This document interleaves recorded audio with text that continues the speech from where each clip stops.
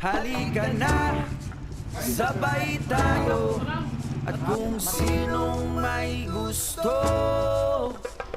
dahil sa tubig alat, likas na yaman to. Welcome back mga kaspiro. Samahan niyo muli kami sa aming ginawang pagsalubong sa ating bisita. At ganun din, sinubukan na rin natin diretso ito yung ating bagong pana na bigay ni Sir Darius Pamadeco Pistejo at kay Bro Raymond Lau na wetsuit binigay din sa atin. Kaya samahan nyo kami sa buong kaganapan kung paano natin ito nakuha. Let's go!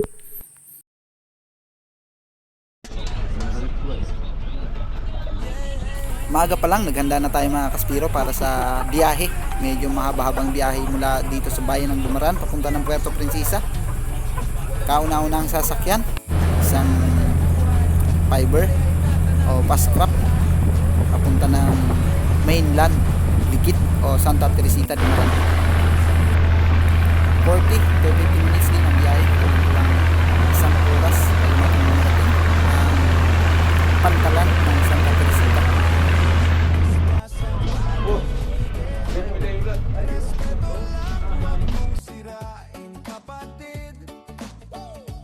Picture ako. Alright, good morning mga kaspira. Meron tayong kasama. Let's go. At meron tayong imimit sa Puerto. Samahan nyo kami na salubungin siya dito sa Palawan dahil kasalukuyan bumibiyahe na rin siya galing na Manila sakay ng eroplano. Kaya let's go. Sana maging safety yung aming magiging biyahe ngayong araw. Sakay naman ng van mga kaspiro, hindi ako magkakamali. Humigit kumulang 5 oras ang aming biyahe.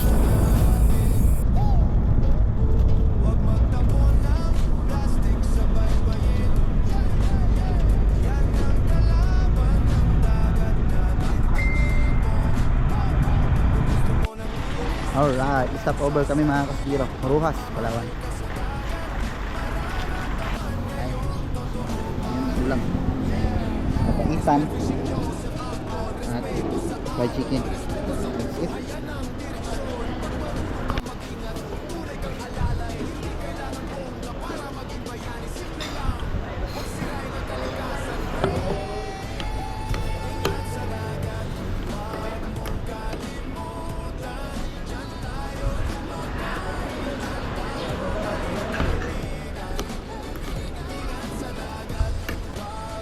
Busog na. Pero nangalatian pa lang kami. At meron pa talaga tayong susunod na biyahe. Tapos doon kami magstay sa boarding house ni Bro Luca. Okay, balik naman sa van at tuloy sa biyahe. Ay, yun mga kapira. Patuloy tayo sa biyahe. Lahati pa lang tayo. Ayun o, si Sir Darius Pamadeco Pistejo kasalukuyan din na sumasakay ng eroplano papunta dito sa Palawan. Dala niya yung ating mga pana. Kunting oras na lang guys. Yari na. Thank you guys. Salamat. Ano? Hanap namin si Bro Luca. Doon kami muna tutuloy sa kanila. Si Luca si muna ang inuna namin puntahan. Yun o. Finally, ito na. Yung Aming figure. trupang. Welcome sa Puerto Princesa City.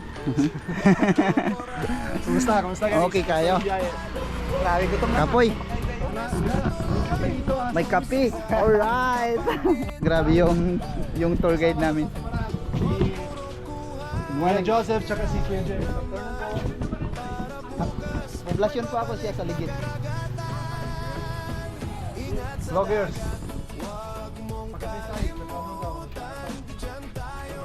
Masarap dito. Nang masabor. Kape lang akin bro. Grabe.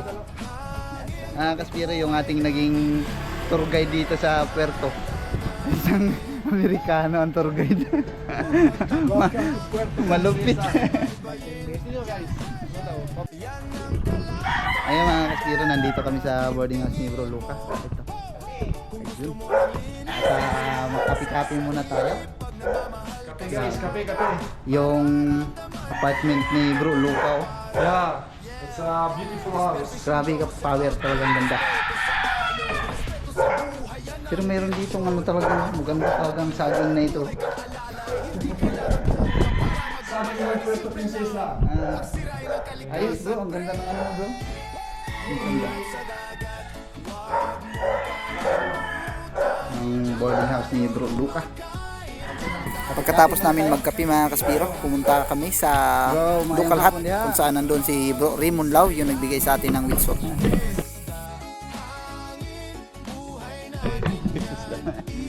Kamusta po? Ayun nga po, ma'am. Welcome back.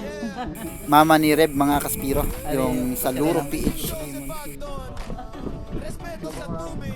Kaya sa mga naghahanap ng matutulugan sa Puerto Princesa, ay pumunta lang po kayo sa local hut dahil napaka-komportable ng lugar na ito. Nalakad kami ni Luca. Naglakad lang kayo? Basta kamusta ang live dito bro? Okay sa Balabac na ay yung Unok Island. Dito kay narasa 4-5 meters na lifte magana ito paglutan yung Shoutout pala kay Lura PH. Luro. Si Rib at si Uzi. Business ni Lura PH. Inihintay na rin namin si Bro Darius Pamadeco Pistejo dahil inanyayahan na rin namin siya para magkaroon kami ng oras kasama si Bro Raymond Lau dahil bibiyahin na rin siya papunta ng Cebu.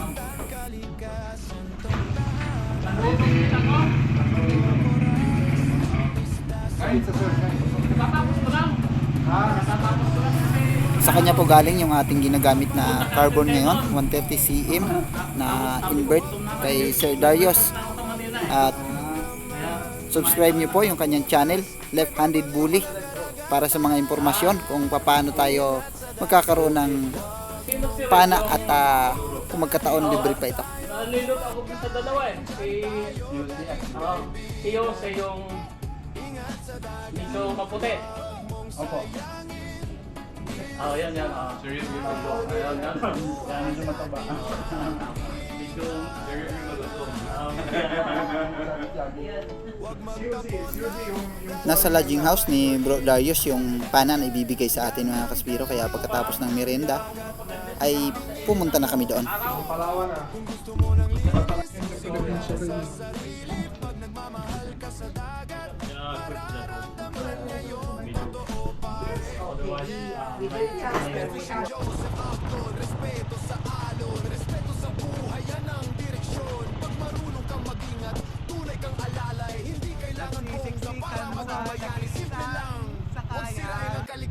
Alright mga kaspiro, nandito kami sa Casa de Rasidic, Tourist Inn. Si Bro Darius Pamadeco Pistejo ay dito naka-in, kaya naman punta natin. Wow. Sila Bro Joy at Native Channel, mamayang gabi pa daw sila makakarating gawa ng alright, mayroon tayo ditong i-unbox. Pagandang glory.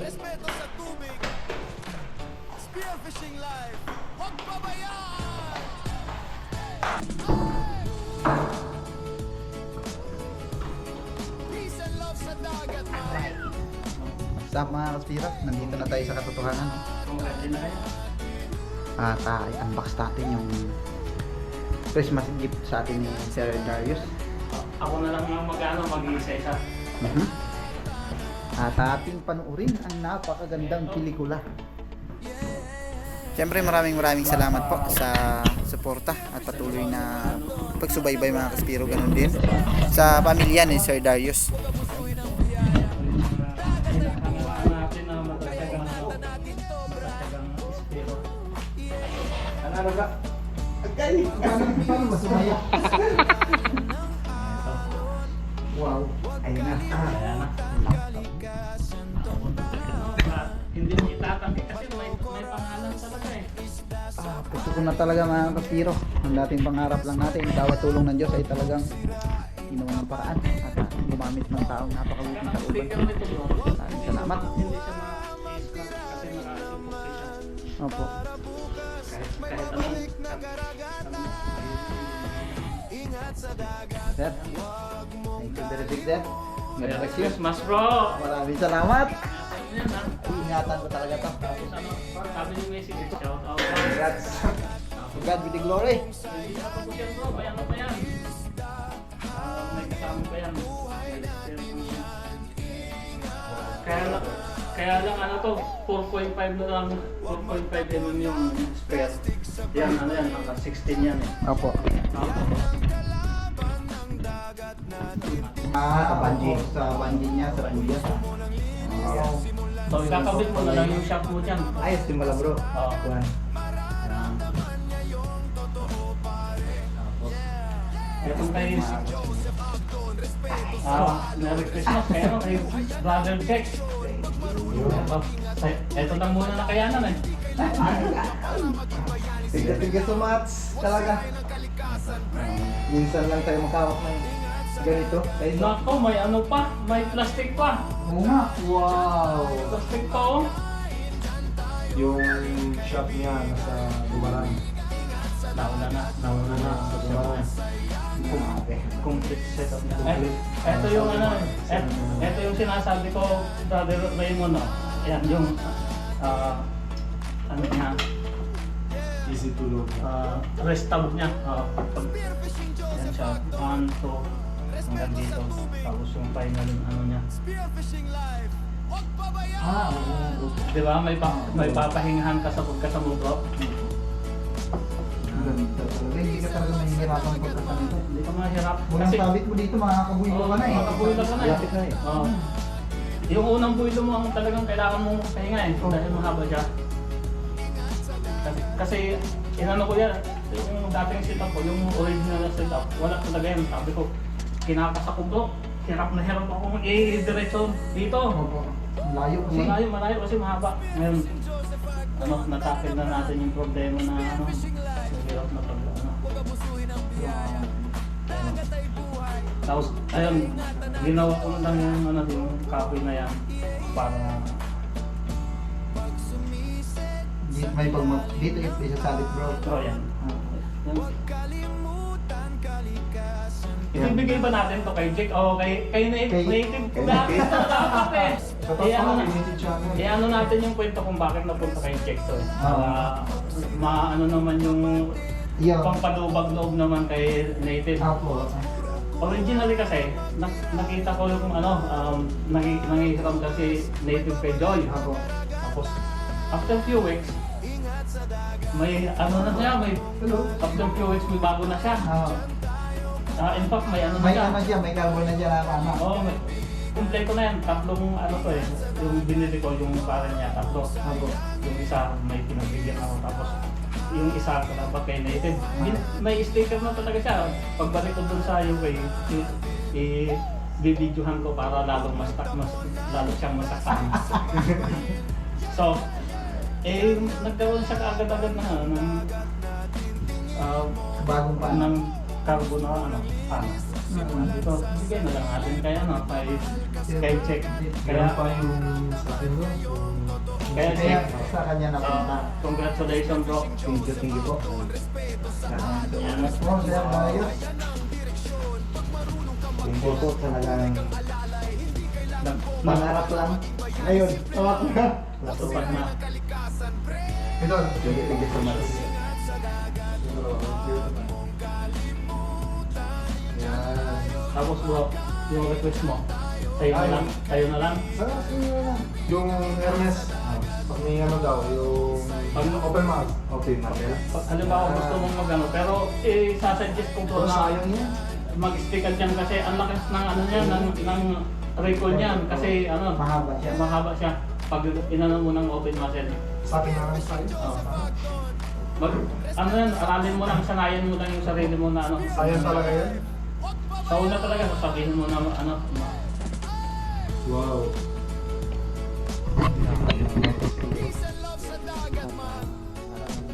tunay na salamat sa Diyos at mayroong ginamit ng napakabuting tao. Maraming salamat, sir. Ang handle mo dapat yan, kagaya nung kay ano eh. Eh yung barkada ko, kinukulit ako. Hermes na yan. Gold. Yan nga po, napansin ko. Di ba yung unang video yan? Yung barkada ko, nangungulit na ano, yung bala ko naman. Parehas. Sabi ko, sige na nga. Kaya, Ibinigay mo sa kanya. ano lang naman yun, pang night time lang yung bro. Mas maganda ito. Okay na.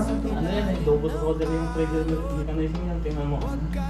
Ito yung safety. Naka-roller yan, hindi yung ano. Pero sir, kung halimbawa gusto kong mag-upgrade ng 7.5mm, kaya? Nang guma? Ay, oo. Oo. Kaya lang, baka expect mo na bumagal yung takbo ng shot mo, kaya yung mabigat yun. Okay po. Pero normally talaga 7.5 ang ano eh, ang dapat na naangkot dyan sa length ng ano yan eh. Pero sa ngayon, mas kailangan ko na Sino bro? Ilagay sa yung...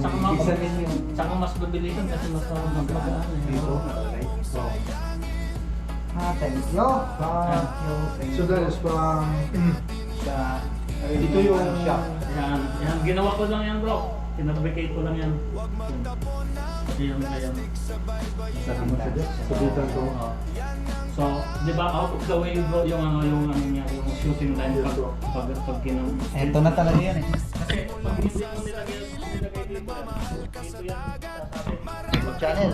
Pag kinasa mo, yung cover mo nakaharang. Native channel. Sana makahuli tayo ng marami, makahuli tayo ng ligtas at magkaulam tayo ng masarap.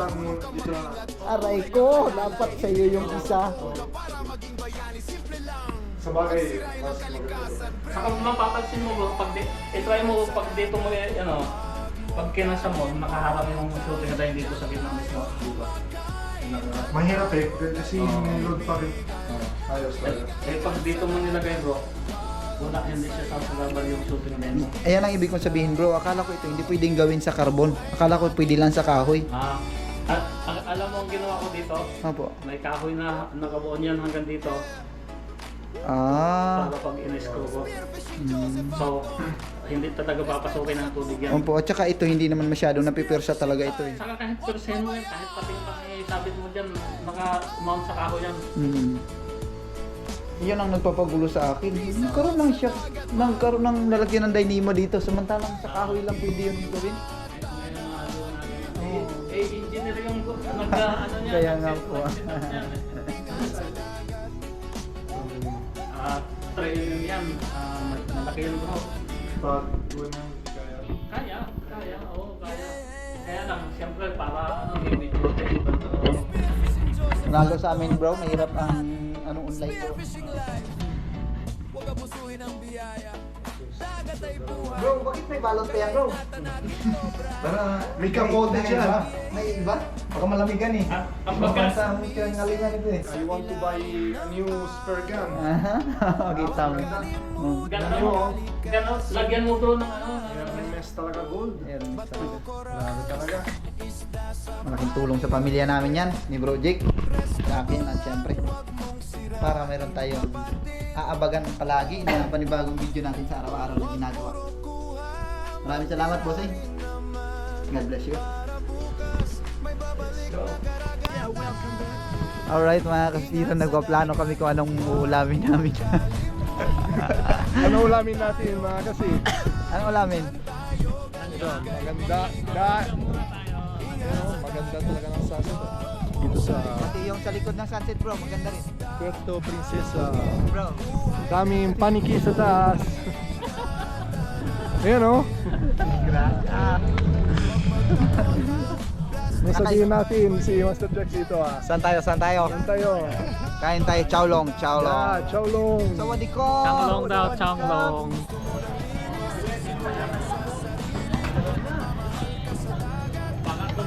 Bro, Dati na 19.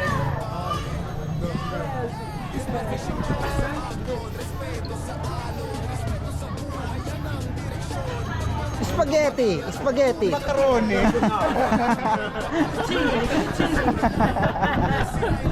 Ano ka na dyan eh?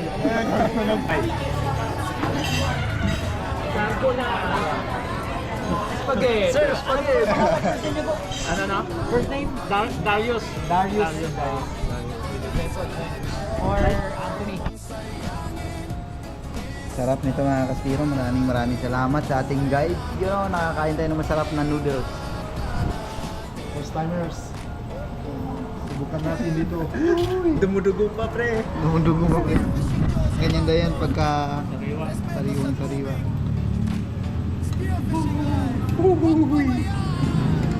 Salamat! Yan. Kaya mo yung tapos kahit yung soy. Pagkatapos namin na magpaikot-ikot ng puerto para ipaayos yung camera ni Bro Jake dahil pinasok ito ng tubig ay hindi na talaga naayos dahil wala nang ibang paraan. Kaya umuwi na kami at ito yung unang araw na masusubukan natin yung ating pana. Good morning po mga kaspiro. At ito po yung unang araw kung saan natin masusubukan yung bigay ni Sir Darius Pamadeko Pestejo na spare gun. Shout out po sa Pamadeko family at Pestejo family. Maraming salamat po sa bigay ninyong pana. At ganoon din kay Bro Raymond Lau. Ayun, shout out bro. Suot ko na yung wetsuit na binigay mo. Sana ay makahuli tayo ng marami, makahuli tayo ng ligtas at magkaulam tayo ng masarap. Let's go! Alright, let's go mga kaspiro. Salit tayo ng gas at alis na tayo. Kasama ko si Julie Gasita. Amihan pero hindi ganong malakas, kaya may chance makapunta tayo sa malayong spot. Unang araw mga kaspiro na mababasa ng tubig alat itong ating pana. Kasama ko si Julie Gasita at dito pa rin yan sa Poblasyon Dumaran, Palawan.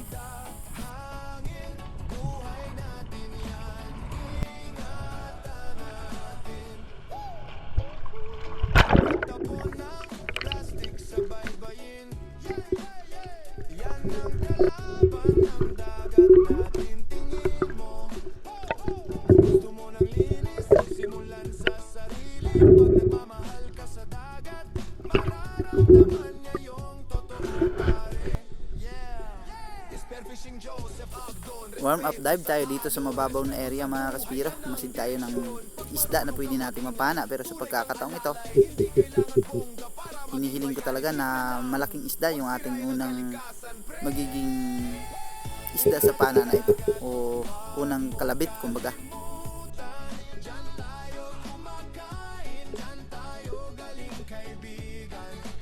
Sakto sa nababaan natin mga kaspiro dahil napakarami ditong yellow spotted rabbit fish. Good size na rin sana ang mga ito, pero kagaya nga ng sabi ko, pas muna tayo dyan. Hanapin muna natin yung pinakamagandang tansa, magandang isda para sa magandang pana.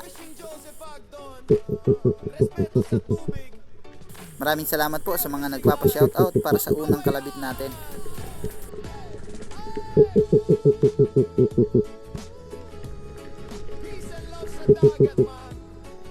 Malinaw yung visibility sa kabilang side, pero yung sa kabila kung saan napupunduhan ng agos ay napakalabo, kaya dito lang ako sa kabilang area at pabalik-balik lang ang pagsisid ko dito.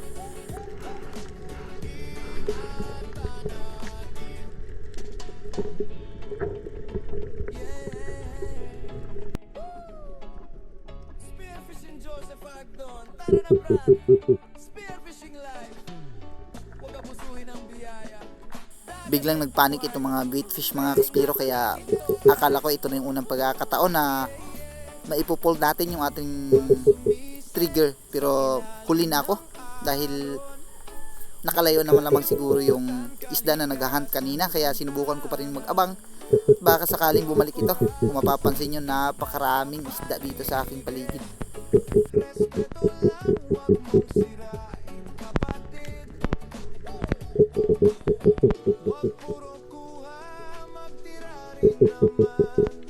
Kaya naisip ko mga kaspiro ay mayroon lang sigurong dumaan na malaking isda, kaya bigla silang nagpanik. Pero hindi ko na inabutan. Sayang naman.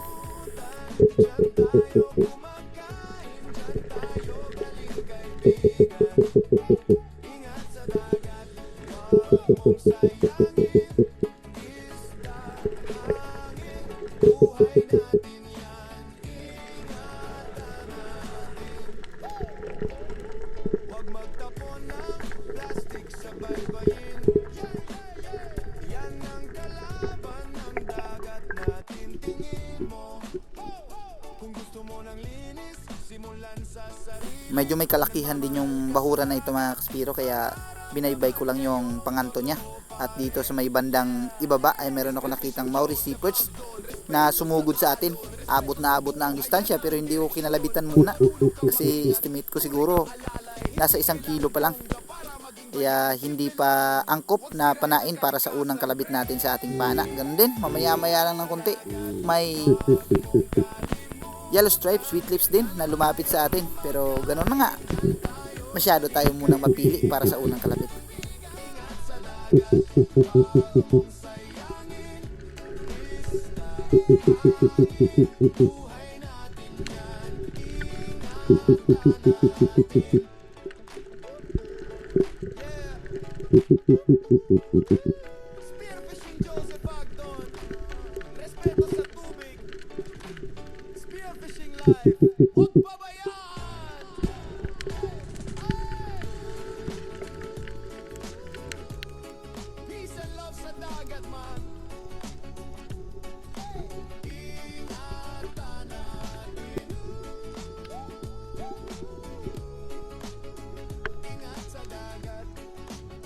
Bumaba lang ako ng konti mga kaspiro, at dito ay merong pa ring yellow stripe sweet lips. Malamang ito yung kanina, kaya hindi ko na muna pinansin ito.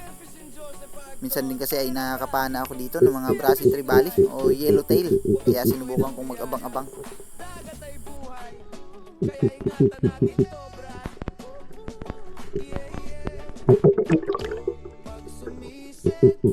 Paalala mga kaspiro, para sa mga malalalim ng sinisisid, hindi na po advisable na gumamit tayo ng bubble fish call kapag mas malalim ang area na sinisisid natin. Ito kasi ay medyo mababaw lang, kaya pwede kong gawin.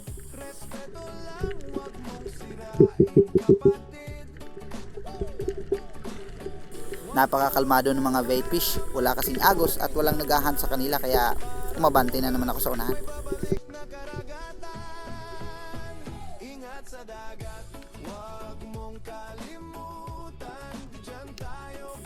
Dito mga kaspiro ay meron ako nadaan ng isang kuweba na maaaring pagpugaran ng mga malalaking isda, kaya sinubukan kong dahan-dahaning silipin ito kung anong meron.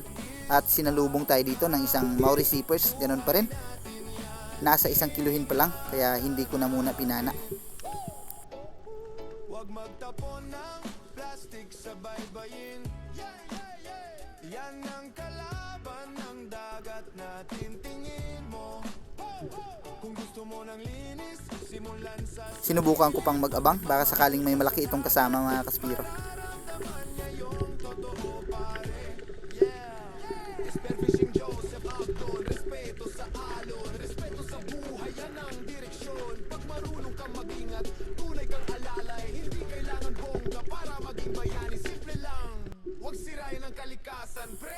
At this time mga kaspiro, para sa unang pagkakataon ay tuluyan nating nakalabit ang ating pana. Ito yung mga sumunod na nangyari kung paano tayo nagkaroon ng first blood sa pana nating ito.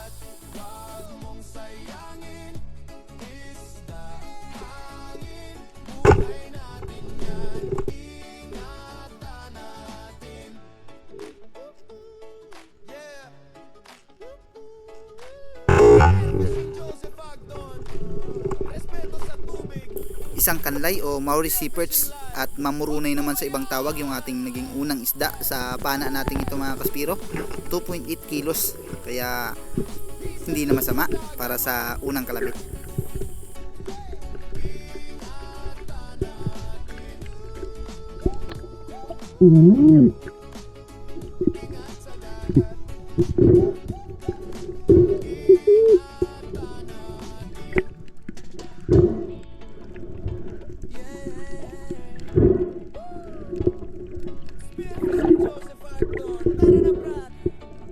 isa rin sa mga isda na minsan lang magpakita at minsan lang natin mapana yung nahuli dito sa area na ito.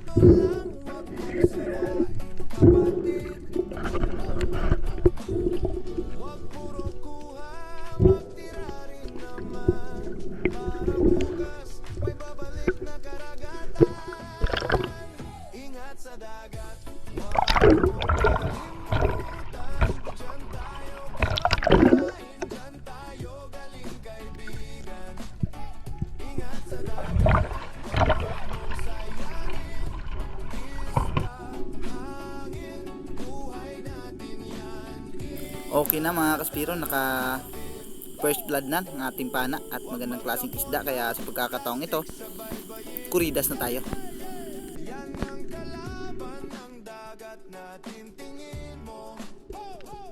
Mabuti na lang napalingon ako dito sa bandang ibaba mga kaspiro, mayroong lapu-lapu o yung leopard coral trout at good size na, kaya panayin natin.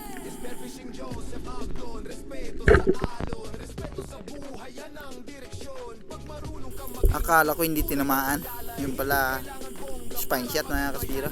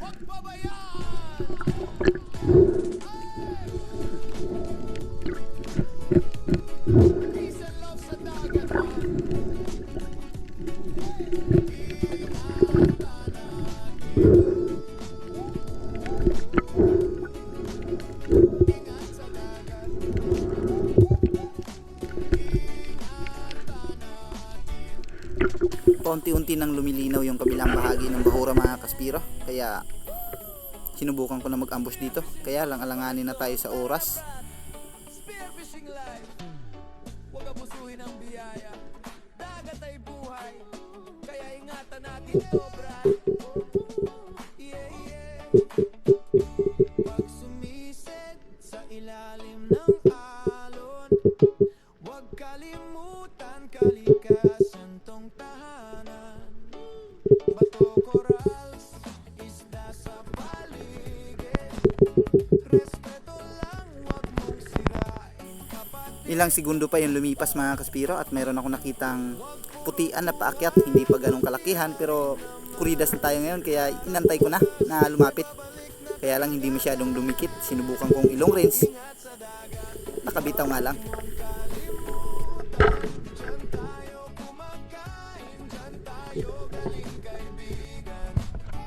Okay, nandito na kami sa tabi mga kaspiro. Yung dalawang piraso lang, dami sana nga sorted kanina pero talagang inangad ko muna yung magandang klase para sa unang kalabit natin ng pana.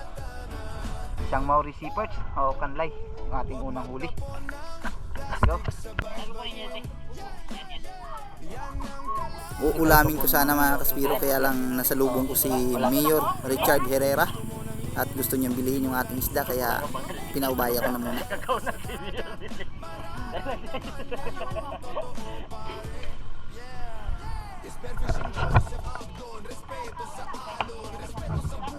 Si Mayor.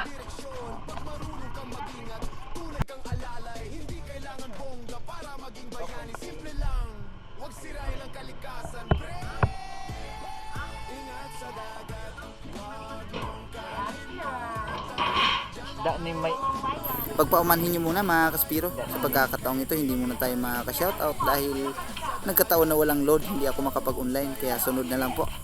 Isa pa po mga kaspiro, napakahaba na ng video natin, 35 minutes na. Salamat. Salamat sa pag-intindi. Kita-kita tayo sa muli nating video. Ingat po tayo palagi. And God bless us all. Spearfishing Joseph Agdon. Respeto sa tubig. Spearfishing life.